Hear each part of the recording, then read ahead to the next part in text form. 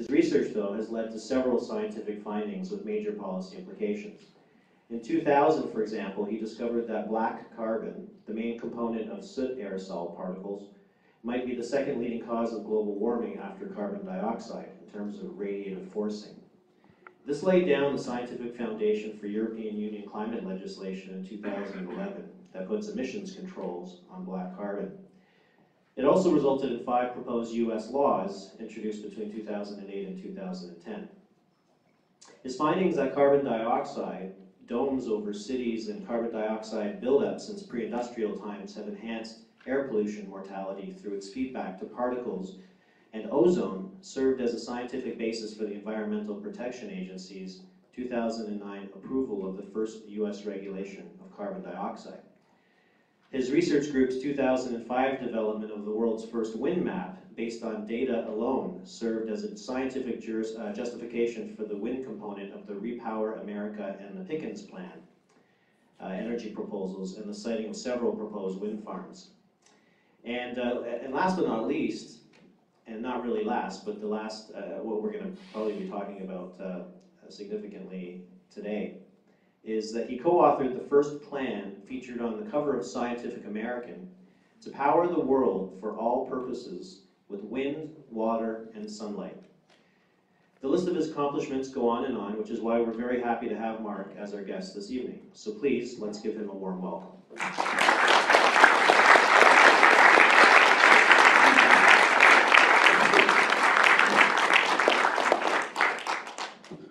Thank you, Tyler. Thank you, Adriana, for inviting me and all those who helped out in this great visit so far. So today what I want to do is talk about this plan, basically, that we developed. And it's really developed along with, well, first Mark DeLucia at UC Davis was a research professor there who helped with this plan, but also we have a lot of students who have helped over the years. And in fact, we're developing some sub-plans for individual U.S. states now, and we have 25 students helping out right now with one of our plans. So just to give you an idea of the interest this really generates, these are all volunteer students. These aren't even PhD students, they're mostly master students. That this type of work really inspires, I think, a lot of young people, and hopefully it'll inspire some of you as I get into the details of it today.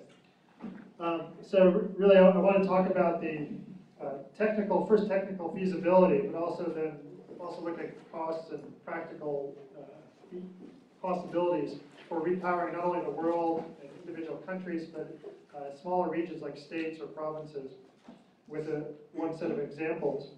So why do we care? I mean, we have a lot of energy embodied in fossil fuels and uranium and stuff. So, but from my point of view, it's because, well, for 3 main reasons: air pollution, health problems, climate, and energy security over the long term. So air pollution kills 2.5 to 3 million people at least per year worldwide. Many of these in developing countries. In the U.S., it's about 50 to 100,000 per year. In Europe, it's over 300,000 per year. Arctic sea ice is disappearing rapidly, as we've seen in the last month. The sea ice levels dropped to the lowest ever in the satellite era.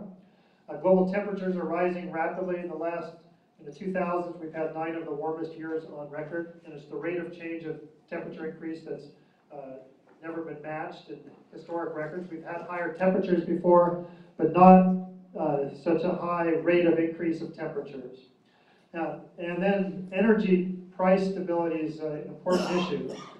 Current fossil fuels are depletable, and their costs are variable. They require there's transport costs, there's mining costs, and these go up over time. And we've seen a gradual increase of fossil fuel prices.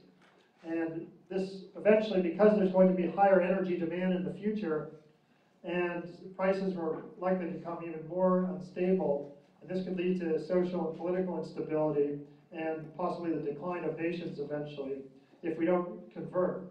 And I'll say it up front that converting to these clean energy sources where the fuel cost is essentially zero results in stable prices. Whether or not they're higher or lower overall prices, it depends on a lot of factors, but they are stable prices. Anyway, so these are drastic problems that require drastic solutions, and we think that they need to be addressed immediately. We can't wait 20 years or 30 years, which is why we're really going to focus on technologies that exist today that can be implemented for the most part right away, and that can be implemented on a large scale. So just to give some indication of what much of the world looks like, this is in developing countries in particular, and this is very common, although this may be one of the most severe places. This is Linfen, China, taken within the last year.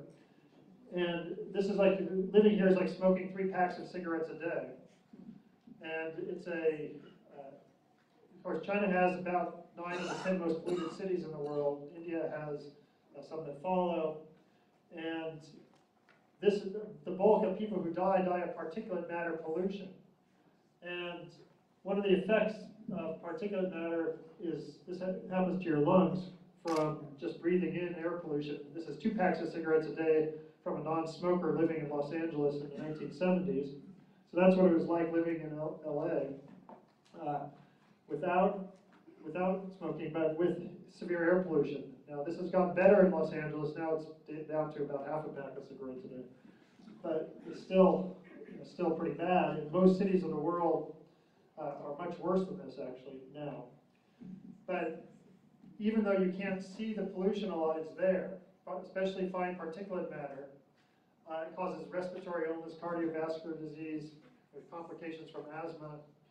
And this is a scourge that we shouldn't have to live with. I mean, we shouldn't have to live on, run down the street for running and run behind vehicle exhaust, or if you're a biker, or if you're just walking and be exposed to this type of pollution that really shortens your life.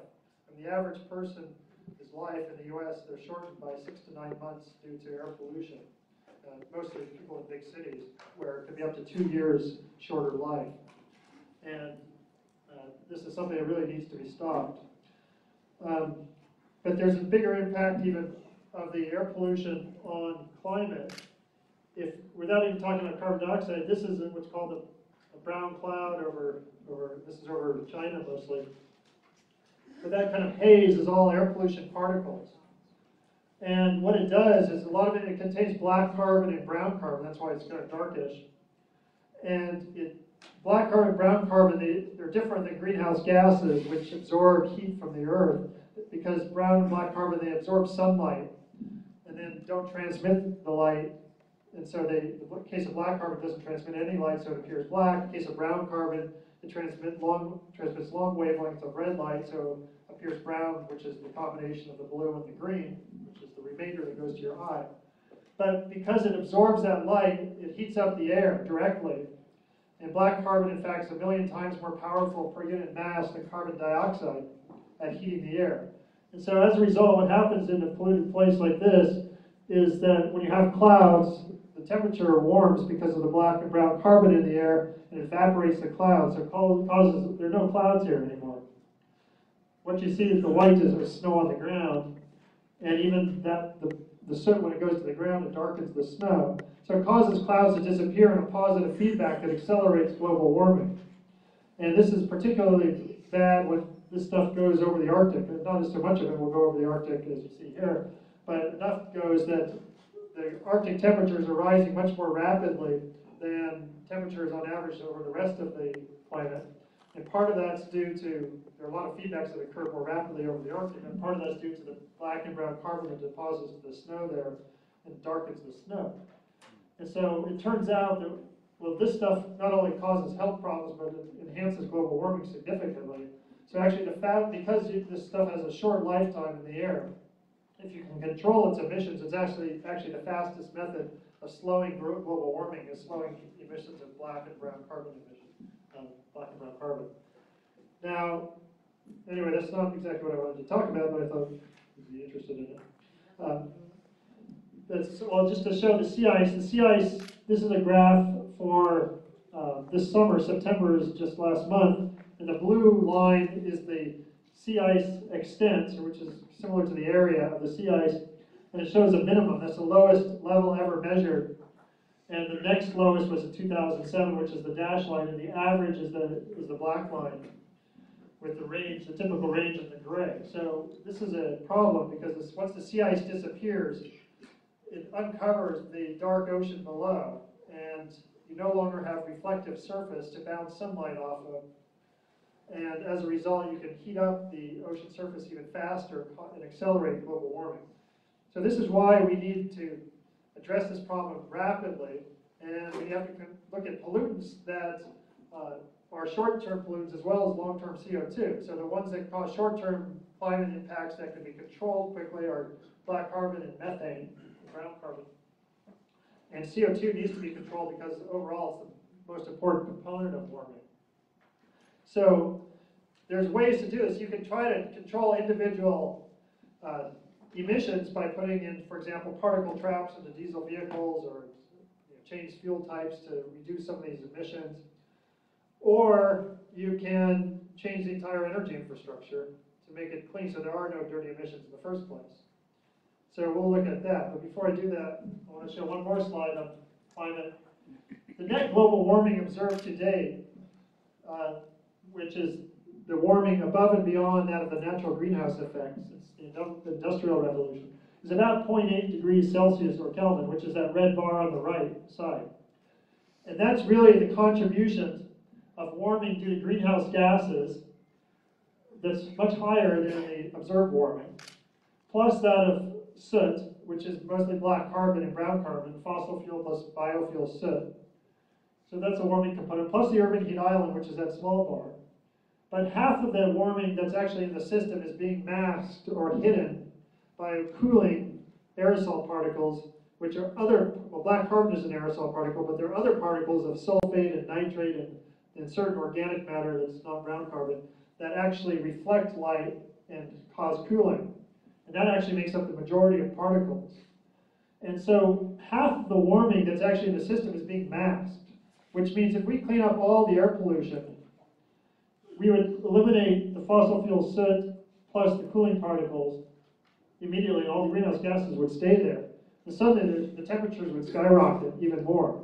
So this even indicates how even more severe this problem is than most people realize, because that warming that we've seen, 0.8 degrees Celsius, is only half the warming that's in the system if we clean up the air pollution, which we want to do because that's the major component of air pollution health problems. So the key is, well, we can either just reduce the black carbon, which is you can do quickly. That's one thing to focus on, and that's one thing the regulations that the EU and the US and the G8 countries have embarked upon a little more closely now. So that would help, but you're not really solving the problem because, and as I mentioned, if you cut down all the particles simultaneously, you increase warming. So you really need to cut down the greenhouse gases simultaneously with the black soot particles and the cooling particles to address the health problems and the climate problems together. So this is, to me, the key is really just trying to get rid of all these pollutants once and for all, and to try to make this whole system a cleaner system, a more healthy system, and eventually a sustainable system if you're doing it in the right way. Okay, so how do we do this? So one of the studies we did in 2009 was to try to review energy solutions to global warming, air pollution, and energy security, and come up with a list, first ignoring cost, but just based on the health and climate benefits and the land use benefits and the water supply benefits, and looking at catastrophic risk and other impacts like on water pollution and reliability and resource availability. And we came up with a list of things that we recommended to be advanced, because not the ones that are not recommended, it doesn't mean that they're not better than what we have now. They're just not so good as the things that are recommended. To give you an example, the things that are recommended are, for the most part, in some cases, they're 99% carbon free if you just use the current infrastructure to generate them. In the worst case, it might be 96% or 97%. Whereas the things that are not recommended, well, some of them might be up to 90% carbon free, but they're not higher than that. But others are actually can increase carbon. And I'll just give a couple of examples. And all of them increase air pollution relative to the best technologies, and some of them increase air pollution compared to what we currently have.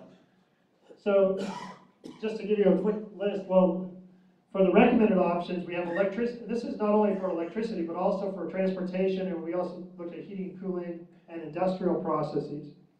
And wind and concentrated solar power, photovoltaics, geothermal power, tidal power, wave power, and to some extent hydroelectricity were all ranked as the best options. Now, I know a lot of people don't like hydroelectric, but it actually it has some advantages that are in the sense of load balancing and low emissions. Of course, in terms of land use, it's not so good. So it was really on the borderline. But in terms of powering vehicles, battery electric vehicles, and some hydrogen fuel cell vehicles, all powered by these other electric power technologies, which we call wind, water, and sun, or WWS. Those were recommended. What's not recommended are nuclear or coal and carbon capture, natural gas or biomass for electricity, and then for transportation, corn or cellulosic or sugarcane ethanol or soy or biology biodiesel or compressed gas. Now, I'll explain just a couple of them because I could spend a lot of time explaining this. But why not natural gas? Well, in terms of carbon and air pollution emissions, it's at least 50 to 70 times more carbon and air pollution than wind energy per unit per kilowatt hour generated. And that's just conventional gas. Hydrofracked gas, which is when you pump water into shale rock and try to crack it and extract methane, because of there's an uncertainty in the leakage, but it's thought that it'll at least be higher methane leakage, which would increase its climate impact in particular due to the methane and its impact on the Arctic ice. But in fact, the methane is one of the, as I mentioned, the largest, well, one of the main components. If we wanted to save the Arctic, we would reduce, along with the black carbon. So we don't want to add anything that actually adds more methane to the air. It doesn't make sense. And you have to burn the gas, so you have lots of pollutants. It's not so bad in terms of air pollution as coal, because the coal also you combust and you produce more pollutants. But natural gas does produce oxides of nitrogen, hydrocarbons, and carbon monoxide, but not so much sulfur and not so much particulate matter as coal. But it turns out that, ironically, what coal causes more air pollution than natural gas and causes more death. But the natural gas actually causes more warming per unit energy generated over the 20 to 50 year time frame in particular than coal. Because coal is putting out carbon dioxide, methane, and sulfur dioxide, and some black carbon. But not in the US and Canada, there's not so much black carbon because it's pulverized coal, which doesn't have much black carbon anymore. But in places like China, there's more black carbon, but there's also more sulfate. Natural gas will put out carbon dioxide, more methane than coal, and not so much sulfur, and not much black carbon at all, except for the flaring. Flaring does produce black carbon. But because of the, also I showed you the graph of the cooling particles, most of those cooling particles are due to sulfur coal emissions, or a lot of them are. And so it actually offsets, ironically, a lot of the warming from coal. So the point is that neither is good. Natural gas is not a bridge fuel. It's a bridge fuel to nowhere. Because of the fact that it still puts out a lot of carbon, a lot of methane, and over the 20-year time frame, the methane is 82 to 105 times more powerful per unit emissions as carbon dioxide over that 20-year time frame, which is the time frame we're really interested in. Over 100 years, that diminishes more, but it's still with the new IPCC, it's up to 32 times more powerful than the IPCC 2012. They have it 32 times more powerful than CO2. So this is a concern, but regardless of the comparison with coal, if you compare, that's not even the relevant comparison. The relevant comparison is with wind, water, and sunlight. And with that comparison, there is no comparison, because the wind, water, and sunlight blows natural gas away. If you can show that there's no need for it, then why do it? So the real question is, well, is there a need for natural gas? So then I'll just say something about nuclear, since there's a lot of nuclear around here. So we don't pick nuclear because it's not carbon free, first of all. There are 9 to 25 times more carbon emissions per kilowatt hour generated than wind power. And part of that, about half of that is due to the life cycle carbon emissions associated with the mining and refining of uranium and the putting up of the nuclear plant. But most of that's actually the mining and refining of the uranium. And the other half is due to the fact that it takes so long to put up a nuclear plant. Now, while you're compared with a wind or solar farm, and while you're waiting around for the nuclear plant, you're running the regular electric power grid, which has a lot of carbon in it. And so that's called the opportunity cost emissions when you're comparing two technologies. And as a result, it gives you this pretty huge number in terms of the relative emissions. Now, I should say, though, it's not as high as natural gas, and it's not as high as clean coal, which is similar to natural gas. It's on the order of 60 times more CO2 per kilowatt hour than wind. And clean coal, by the way, has about 150 times more air pollution than wind power. But nuclear also has these risks, catastrophic risks associated with them, as you know, including meltdown, which 1.5% of all reactors ever built have melted down to some degree. And that's a pretty high failure rate, if you ask me. But there's also the risk of weapons proliferation. There are 5 countries, at least, that have developed nuclear weapons capabilities secretly under the guise of civilian nuclear energy facilities. And it's not that there aren't other ways to develop weapons without facilities, but it just makes it a lot easier to cover it up. And so this has happened quite a bit in history. So if we wanted to power the world with nuclear, we would need over 16,850 megawatt nuclear plants. And even if we had only 5% of those, that would more than double the 440 plants that are available today. And so more countries of the world that don't have nuclear energy facilities would have them. You just increase the risk of nuclear catastrophe, either through terrorism or war. And so this is something that you don't have this risk or these risks with wind, water, and sun technologies. So what about what are the wind, water, and sun technologies? Well, of course, wind power, you take the kinetic energy from the wind and you extract it, you convert it to electricity. With wave power, you take the up and down motion of the waves and convert that mechanical energy into electric power that you transmit with a cable underwater to shore. Hydroelectric, there are dams where you take the gravitational dropping of water and convert that, run it through a turbine and create electricity. And with hydro, I want to reemphasize that we don't envision increasing hydro very much. In fact, existing dams that don't have turbines, in some cases, could be retrofitted to include the turbines, and so you don't need new dams. But you want to minimize the hydro as much as you can. In fact, if you can do without it, that's fine. But we think in the present plan, there is some hydro because it is a really good load balancer and it's otherwise pretty clean in terms of air pollution and climate relevant emissions. Geothermal, you take hot rocks underground and you pump water down one hole and water comes back up the other hole and creates steam that is run through a geothermal plant to generate electricity. But you don't actually need, in this case you can see the steam, but there are some plants, about 13% of the plants in the world now are called binary plants, where the water actually doesn't get exposed to the air. You run it against another fluid and heat the other fluid to generate electricity.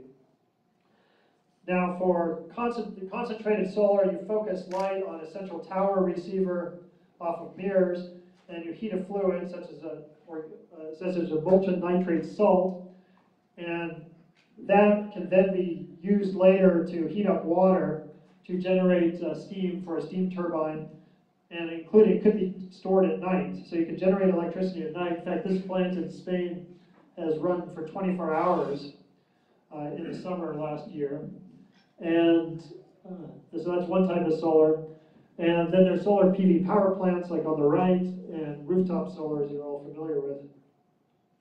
For vehicles, we have electric and hydrogen fuel cell vehicles, which are existing technologies. The Tesla has the Model S, which is on the right, and the Roadster so far. The Roadster goes 240 miles on a charge, and the Model S goes up to 310 miles. And it has a charger that's a 440-volt charger that can be charged in 1 hour. And those are cars that are on the road now. And in the middle is a Nissan Leaf, which goes 80 miles, so it's not quite so long distance as these other ones. Down here we have a hydrogen fuel cell bus, electric truck, hydrogen fuel cell hybrid buses. Hydrogen fuel cell vehicles would be useful for some purposes, but you want to electrify as much as possible because the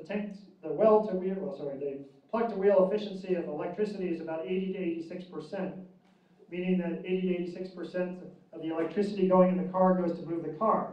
This is why the Tesla Roadster is the fastest accelerating car in the world, because it's just so efficient in terms of converting that energy into motion. Whereas internal combustion is about 17 to 20% efficient, and this is why even the souped-up Ford Mustang gets blown away. But that's the rest of it's waste heat. Now, but as a result, so the two benefits of this, one is that the cost of energy from driving an electric car is 1/4 to 1/5 that of driving a gasoline car. Price of gasoline is about $4 or $4.50 a gallon now, and in the U.S. and driving an electric car is equivalent to 80 cents to $1 a gallon. Now, electric car prices are now more expensive, except there are subsidies to even them out. But let's say you take the subsidy, you're going to make more money over time with it because you're saving about, if you drive 15,000 miles a year, you save about $1,500 a year in fuel costs with the electric car versus the gasoline car. And assuming you have 30 miles per gallon typically for your gasoline car. But in terms of hydrogen, hydrogen has in-between efficiency of about 28 to 30%. So it's more efficient than internal combustion, but it's only 1/3 the efficiency of electricity. So you want to do electricity as much as possible. And this will be the reason why you get such advantages of converting your entire energy infrastructure to electricity. In terms of other modes of transportation, boats, this is a hydrogen fuel cell ship that exists. So you might want to use hydrogen fuel cells for things like ships and aircraft, or have hybrids, because a ship, you have to travel quite a long distance, and it's for electric vehicles you still have to recharge them in some way. But if they're hybrids, then you can run partly on electricity, partly on hydrogen, and even if it's a ship, you can recharge it in the middle of the ocean from the hydrogen itself. And this is an electric ship, or partly electric ship. That's a hydrogen fuel cell tractor. The bottom is a drawing for a cryogenic aircraft with liquefied hydrogen. And this, it would require more volume because hydrogen is less dense than jet fuel, but it would be less mass, so the whole thing would weigh less. So the overall drag is about the same. And hydrogen was used in the space shuttle to propel it to space, so it's an existing technology. And the Russians also built an aircraft, the Tupolev, flew in 1989 in a few test cases, but then they abandoned it because other jet fuel was much cheaper at the time. Now, for heating and cooling, we use again electricity and sunlight, or something else similar. So we have air source heat pumps, which can be used for heating and air conditioning, and when it's run in reverse, you extract energy out of the air, or ground source heat pumps where you extract the heat from the ground, or water source heat pumps where you extract it out of the water. But these are all existing technologies, and heat pump water heaters, similarly, you can heat the water with air source, water source, or ground source heat pumps. And you also, to reduce your heating electrical use, you can have solar hot water preheater on your roof. Those are pretty inexpensive systems. So then we can look at all the other sectors of the economy and do a switch to something that's existing. We couldn't find anything that we couldn't switch, although the aircraft are probably the things that would take the longest to implement and to get approvals for. So what about the total end-use power demand of the world today and in a future world of wind, water, and sun? Right now, or at least in 2010, the world power demand was 12.5 terawatts as the end use, what people actually use for their power to run things. And if we go to 2030, it'll be 17 terawatts.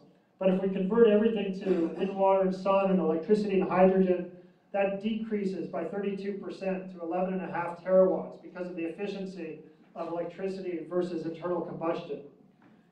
In the United States, there's a 37% reduction because there's more transportation than on average in the world, and that's where you get your best reductions in transportation. And then we have the last column, New York State, where we did a more detailed analysis, and we get a similar 37% reduction in the power demand of that state. So the first thing is that without even changing your lifestyle, which we think that it's important to also reduce energy consumption, but we wanted to look at, can we power the world based on current people's energy use and future energy use based on those projections. Without changing your lifestyle, you can get these huge reductions just by switching to electricity, which is much more efficient than combustion at extracting energy. So here's one scenario for powering the world with clean energy. This scenario involves 50% wind, 40% solar, and 10% everything else, which everything else is 4% geothermal, 4% hydroelectric, and 1% tidal and wave power. And the hydro, in this case, is 70% of that is already in place. And in terms of the wind, it would be 4 million 5 megawatt wind turbines. And this might sound like a lot, but it's not a lot. In World War II, the United States produced 330,000 aircraft in 5 years, and the world produced 840,000 aircraft. And right now, the world produces about 70 million automobiles each year. So producing a one-time 4 million turbines that would last at least 30 years, and probably longer, especially when you refurbish them, it's not a technological challenge, we don't think. And the materials are not limits in this case either. Now, in terms of solar, it would be distributed among PV rooftop systems, solar PV power plants, and concentrated solar power plants. And these numbers they're smaller systems, like 300. Well, it looks like $1.67 billion rooftop systems. That would cover, each system is like 3 kilowatts, a typical small residential system. But some residents might have 10 kilowatts. So some businesses or commercial buildings might have 100 kilowatts or 200 kilowatts or even 500. So this, in fact, we can probably increase that 6%, given that a lot of people are putting solar on canopies on parking lots too. If I look at our neighborhood schools, they all have their parking lots covered with canopies now that are just solar that just goes on and on forever. And in fact, there's a community college nearby that you can't even see the end of the solar panels that cover all the parking structures, including the raised parking structures and the ones on the ground. And so there's a lot of room for solar growth on existing urban surfaces without changing the footprint of what's on the ground. Now, we've looked at this in New York State, and just here's a more detailed analysis for an individual state to power the entire state for all purposes. In this case, we have a slightly different distribution. Well, it's actually still 50% wind, but it's 10% onshore and 40% offshore wind. And then we have PV systems. We have 100 kilowatt commercial or government rooftop PV systems, which would be about 12%. Solar PV panel power plants would be 10%. Residential rooftop systems about 6%. Concentrated solar plants about 10%. Geothermal about 5%. Hydroelectric about 5.5%, of which 89% is already in place. And 1% tidal and 0.5% wave power. So I'll show you a map of this pretty soon, but you realize that these numbers are not large numbers. 4,000. This is to power everything in New York, not only the electricity, but converting all the transportation, heating and cooling, industrial processes, and eliminating all of the infrastructure related to coal, oil, gas, nuclear, and biomass as well. And so it's replacing. So you're replacing a lot of existing stuff. But I'll show you a map in a little bit. First, do you have enough resource to do all this? Well, here's the world wind speeds at 100 meters for modeling. And the red is best wind speeds, but anything that's 7 meters per second or faster is pretty good wind regime. And I'll show from data, well, you can see in the Great Plains or the offshore east or west coast of North America, you have these tremendous wind resources. This doesn't show a lot of detail, so it's not so good as this. This is actual from our 2005 study of the world wind speeds from data alone. This is at 80 meters, not 100, so it's actually a little higher if you go to 100 meters. But you can see, so these are all from real data. There's no modeling in this. And you can see in the Great Plains again, and certainly around the Great Lakes, and, well, you can pick out your favorite position. But each dot here represents a pinpoint location, so it does not represent the area around the dot. So it's a little bit deceiving in that respect. And there, a lot of places there were no data available. But this is from all the sounding data, which people launch balloons twice a day around the world at about almost 1,000 locations. Plus, there are another 9,000 surface stations that we can use that information and extrapolate up to 80 meters using the sounding information. So, but based on these two studies and plus some other more high-resolution modeling, if I go back to this, the total wind speed or the total wind power available on land at high wind locations is on the order of 70 to 80 terawatts. And the world power demand in 2030 in a wind, water, and sun world is 11.5 terawatts. And so we have about 6 to 7 times more wind available in high, fast wind locations than we need. And in fact, we're only going to power 50% of the world with wind, so we actually have 12 to 14 times more. For solar, there's even more solar than wind in high solar locations over land. In fact, there's about 30 times more than 11.5 terawatts, or 60 times more if we're trying to power half of that. So we don't think that those two resources are limiting. The other resources, well, wind and solar are really the only resources that you can power the entire world on their own with. I mean, geothermal, hydro, tidal, wave, well, except for the fact that geothermal, if you dig down deep enough, you can always find hotter earth. That's not really practical. For the rest of them, they all help out, but they're not as big of resources as wind or solar. So that's why in this plan that we have, it's mostly wind and solar, just because you just can't do enough with the rest of them. But they will all help in different respects. Now, in terms of areas, here's an example of how much area it takes to power the entire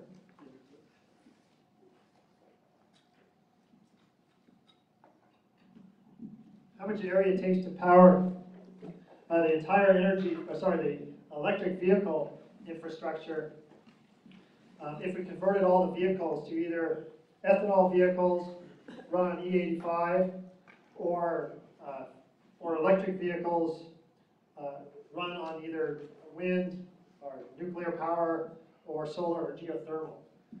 So E85 ethanol is 85% ethanol, 15% gasoline. And if we want to power the whole fleet with cellulosic ethanol, which is not a technology that does not actually exist at the commercial scale, but has been proposed as a second generation ethanol, it would take anywhere from 5 to 35% of the U.S., including Alaska. The low numbers, the industry estimate, the high numbers from some scientific studies. And this blue line represents about half of that, or in between, so it's in between the two. With corn ethanol, there's less uncertainty. It's between 10 and 18%, so maybe 14% of the U.S. And this is a large area. For nuclear, it's not such a large area. It's about the size of Rhode Island. And this is not one of its issues. With wind, it would take about 1 to 3 square kilometers on the land for the footprint. And the black is the spacing between the turbines, which can be used for farmland, ranchland, open space, or other purposes. So if in terms of this, in terms of wind, you really want to look at both the footprint and the spacing, because the footprint is the land on the ground taken up, and the spacing is space in between, which can be used for other purposes. So it's about the size, the spacing is about the size, or 1/3 of South Dakota, but a lot of it can also go over land, over the ocean as well. For geothermal and solar, they have less spacing than wind, but more footprint. And geothermal is a kind of white dot, so it's pretty small still, and solar is small. So of the recommended options on this list are solar, geothermal, and wind, and they really wouldn't take up independently on their own much land, especially because the wind, you can use that land for multiple purposes. If we look at the New York example, then the area, these are the areas you need to repower the entire state of New York for all purposes. The red dot in the bottom is PV that would go on rooftops, so that's not new land. The blue is offshore wind, so that also is not new land. But you do have the red dot on the land, which would be new land, so that's about 0.85% of the state area. And the blue, other one is onshore wind. Again, the blue is spacing that you can use for multiple purposes, and the red is footprint. So the total space, land plus spacing, is less than 2% of the state, or about 2% of the state, but the land is less than 1%. So this is, again, to repower the entire state, displacing all the conventional fuels. What about reliability?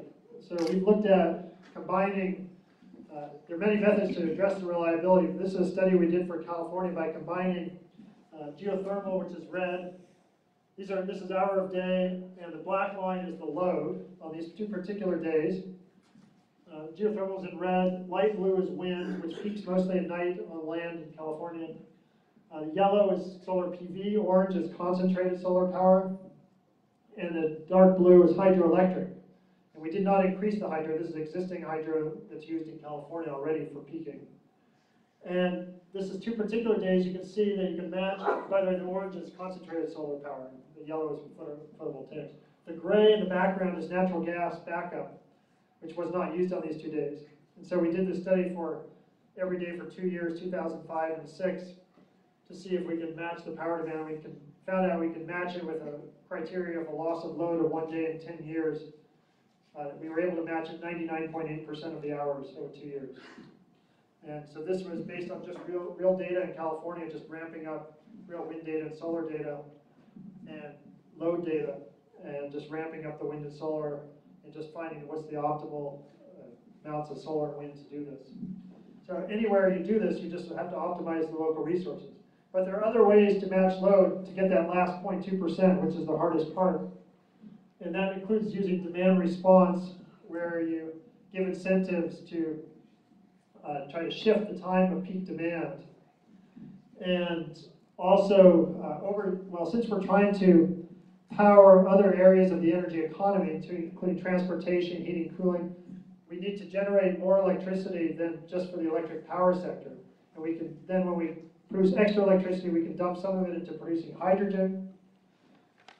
Well, we produce extra electricity by oversizing the grid to make it easier to match the power demand.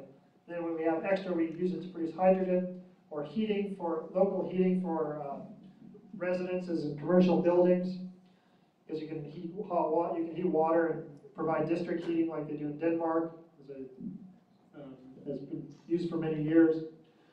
And there are also other ways by interconnecting over longer distances to bring in wind or solar from other regions where the sun might be shining while it's cloudy in one place, or the wind might be blowing. Okay. Now, this idea is not is also taken on in Europe. This is a kind of a map of how Europe would connect the desert, the Sahara Desert, where there's a lot of wind and solar, with mainland Europe and northern Europe, where there's a lot of hydro in the north and wind in the north, and you have hydro and solar in the south. You have hydro in the Alps, Swiss Alps as well, by what's called the Desert Tech Initiative, which is really a super grid of interconnection. And that's really what you want to do on a large scale, is interconnect geographically dispersed regions, which in North America, there's plenty of room to do that. So what about the costs? Well, right now, fossil fuels, the average price of electricity in the US is about 13.1 cents a kilowatt hour or so. Now, so this is the cost, not the price. The cost of conventional fuels are about 7 cents a kilowatt hour. And there's another 5 cents plus of externality, health and climate costs associated with those. So the real economic costs to the society, which are borne through higher taxes and higher insurance rates and workmen's compensation rates and lost work days and school days, are on the order of 12 cents a kilowatt hour. Now these are expected to go up to 15 cents a kilowatt hour in 2030. Currently, wind and geothermal and hydroelectric are cost competitive if you just look at their direct costs. And the other, solar is coming down. It's on the order of 9 to 13 cents a kilowatt hour at the utility scale, which is on the order of $2.30 to $2.90, $2.90 a watt. And so that price has come down significantly. The offshore wind is more expensive.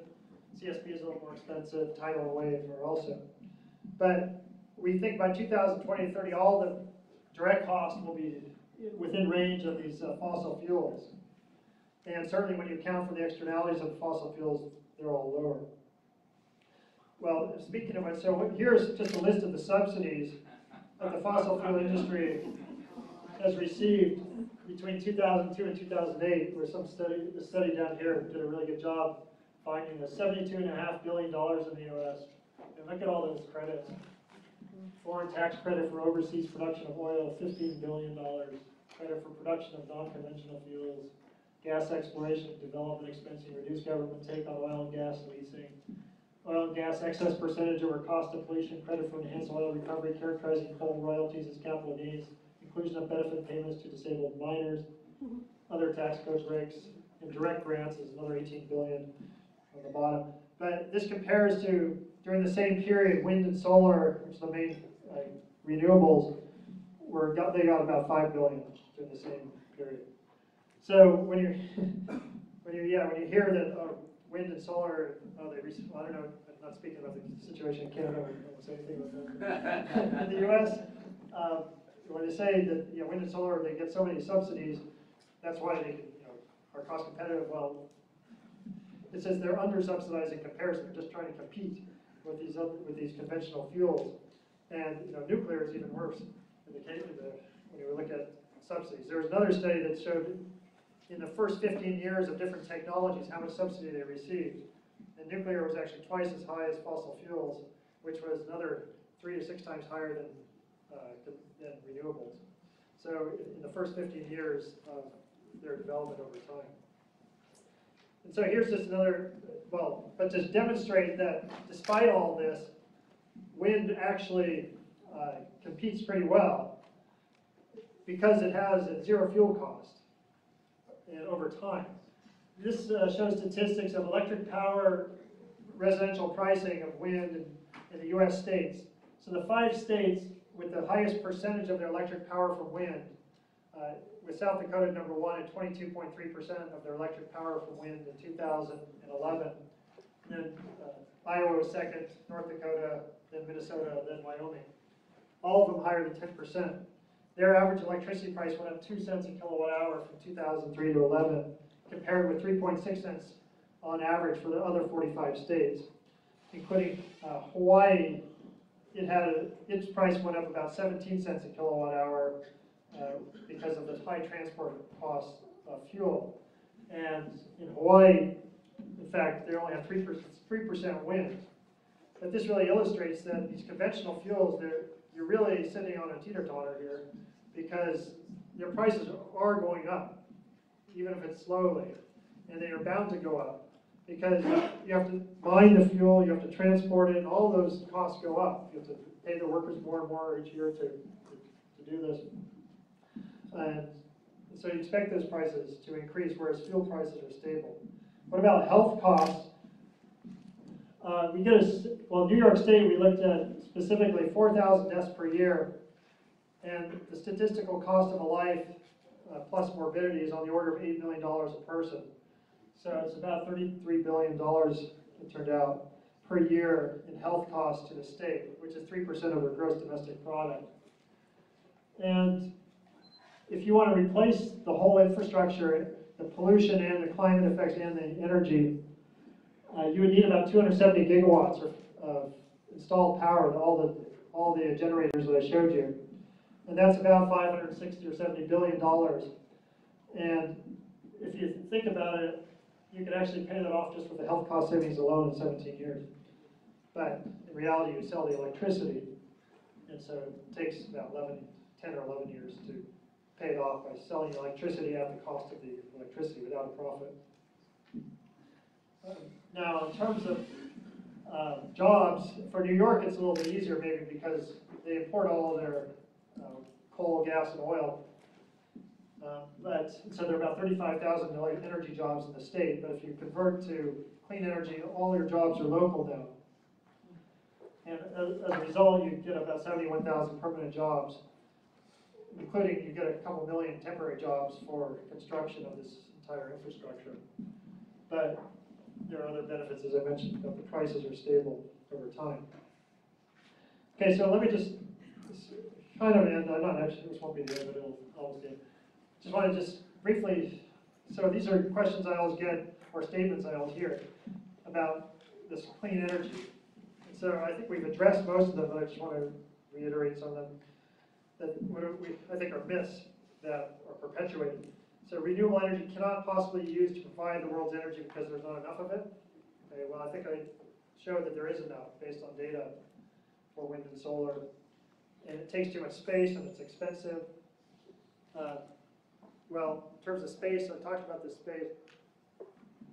On the world scale, it would take, to repower the entire world with that 4 million wind turbines plus all the solar and other stuff, it would take 1% additional land of the world. It's actually 0.4% of the world's land for footprint, 0.6% for space, plus some offshore area. So less than 1% of the world's land for footprint plus spacing to repower the entire world. Now, natural gas is a clean fuel. Well, as we talked about, it's not clean because it does lead to global warming and energy insecurity over time, and it does cause air pollution and health problems, although not so much as coal. There's no reason to transition quickly away from fossil fuels to wind, water, and sun, and I disagree with that because of the importance of saving the Arctic, the mortality rates associated with air pollution, and the need to transition now to prevent unsustainable price increases in the future. Natural gas reduces global warming relative to coal. We'll address that. I don't want to stress that more. Electric cars don't go very far. Well, I think Tesla has disproved that now with their new Model S, especially. It goes 310 miles. It can be charged in 1 hour with a 440-volt charger. And the cost of the fuel, as I mentioned, is 1/4 to 1/5 the cost of fuel for conventional cars. Renewable energy such as wind and solar are uncontrollable, so cannot be used to provide electric power reliably. Well, as I showed with the study for California, that's not true. It's just simply not true. You just have to optimize the system. If you just use wind alone or solar alone, yeah, you can argue that. But when you combine the system optimally, you can make it work. It's not rocket science. Wind, water, and solar technologies are much more expensive than fossil fuels. This is absolutely not true because policymakers are really only interested, or should be interested, in the economic cost, not the business cost. From a business perspective, there are several several renewables that are less expensive, like wind, geothermal, hydro, wind on land. But from an economic cost, most of them are actually less expensive when we consider the health and environmental costs. Renewable energy technologies won't create so many jobs as fossil fuel jobs. That's actually not true either. From a study that was recently done, found that it was anywhere from 3 to 9 times more energy jobs per kilowatt hour for clean energies than fossil fuels. Wind turbines kill more birds than do other energy sources. Let me show you the next slide. And then wind turbines, solar panels take up a lot of land. I give you the land numbers, and you can say whether that's a lot or not. Wind turbines and birds. Okay, so in the U.S., 58,000 to 440,000 birds are killed per year, according to the American Bird Conservancy and the Fish and Wildlife Service. Communication towers, 4 to 50 million. Cats, 80 million. Buildings, 0.3 to 1 billion. In terms of electric power sources, the bird deaths per gigawatt hour, this is from a paper that's referenced down there. Wind is 0.3, nuclear is 0.4, coal, natural gas, 5.2. So wind, if you wind is only replacing something else that would otherwise be developed or that you're taking out. So wind only reduces bird deaths. It does not increase bird deaths compared to other energy technologies. So you can't just say, oh, I'm adding wind, so therefore we're looking at the bird deaths from that. We're saying, what are we replacing? You take the difference. So to summarize, we think converting to wind, water, sun, electricity, hydrogen reduces world power demand by, on average, 32%. You eliminate 2.5 to 3 million premature deaths every year, which is on the order of 3% of gross domestic product of many countries. You eliminate global warming, provide energy stability, generate more permanent jobs than you destroy, reduce economic electricity costs compared with those of fossil fuels, distinguishing economic from business costs. Economics includes the externalities and the subsidies. You require only 0.4% more of the world's land for footprint, 0.6% for spacing. There are many methods of addressing variability. Materials are not limits, although recycling may be needed. There are barriers in terms of upfront costs, transmission needs, because it's more, not because it's a technical or even economic issue, it's more a zoning issue, trying to get people to agree to put up transmission lines, and lobbying and politics.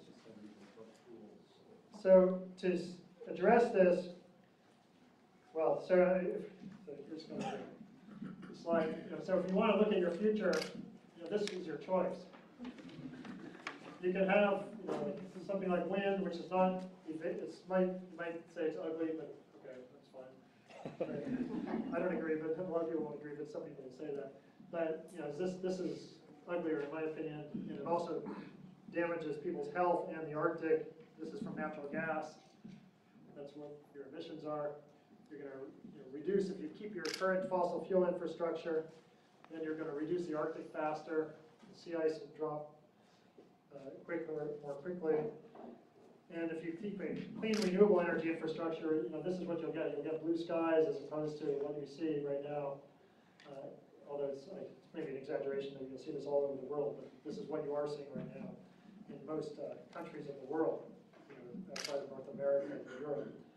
And so, still not quite there. There's more information on this. It's at the website at the top, all the papers that are associated with this so far.